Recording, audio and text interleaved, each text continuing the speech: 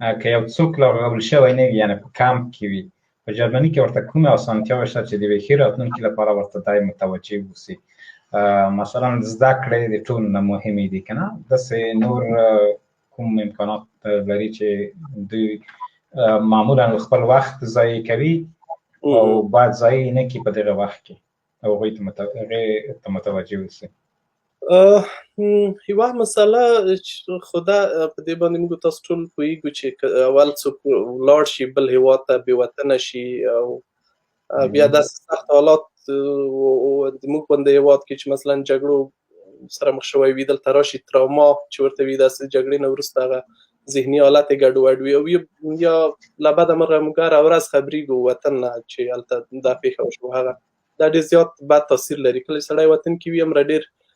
شاید احساس نه کړي او له هغو حالاتو سره بلد وي یا هلته خپل کورنۍ غړي فامیل ملګري دا درسره وي سړی په هغو ډاډه وي، خو دلته د تنهایۍ احساس وي او مشکلات ډېر وي د بې وطنۍ او سړی په ژبه او کلتور نه پوهېږي، ډېر د سخت حالت سره مخ وي. زه ډېر کسان ملامتوم هم نه د دې حسابه چې دوی په ژوند په لومړیو کلونو کې مثلا یا کار نشي کړی یا زده کړه نشي کړی، نو هغو ته زه ډېر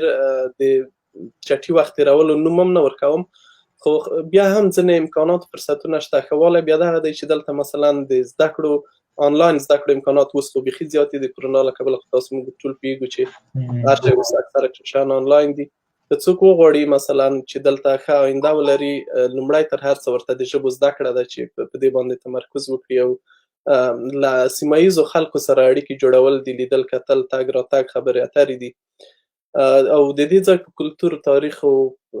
سیاسي او نورو برخو باندې ځان پویول دي. په دغه کارو باندې باید په دې شیانو باندې باید خلک تمرکز وکړي.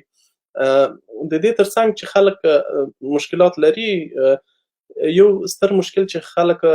زموږ خصوصا چې موږ خلک ډېر راسي مجردان وي او ځوانان وي، هغه دلته یوازې د کار په لټه کې وي چې زر پیسې وګټي وطن ته یې ولیږي. دغه یو مشکل دی. دغه ذهنیت باید یو څه اصلاح شي یا باید دوی په دې باندې فکر وکړي. صحیح ده په وطن کې به هم مشکلات وي،